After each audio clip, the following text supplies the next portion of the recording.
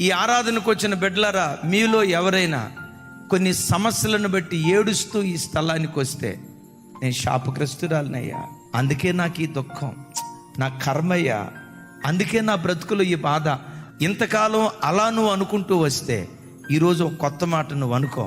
ఇప్పుడు ఏడ్చుచున్న నేను రాబోయే కాలంలో నవ్వే దినాలు దేవుడు నాకు అనుగ్రహిస్తాడు. సాయంకాలము ఏడ్పు వచ్చి రాత్రంతా ఉండిన ఉదయమున నా దేవుడు నాకు సంతోషం కలుగు చేయబోతున్నాడు. ఇప్పుడు ఏడుస్తున్నా నిజమే, ఏడ్పు శాశ్వత కాలం ఉండదు.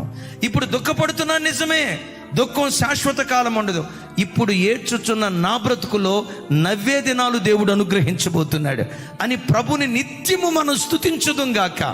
అన్నయ్య, ఈ భూలోకంలో బ్రతికిన కాలం అంతా ఏడ్పే దేవుడు మనకిస్తాడా? ఈ దేవుడు ఎవరో తెలుసా? యెహమందు నీ నోటి నిండా నవ్వును పుట్టిస్తాడు, పరలోకంలోనూ నీ నోటి నిండా నవ్వును పుట్టిస్తాడు. ఏడ్పే నా జీవితంలో రాశాడా అని అనుకోవద్దు.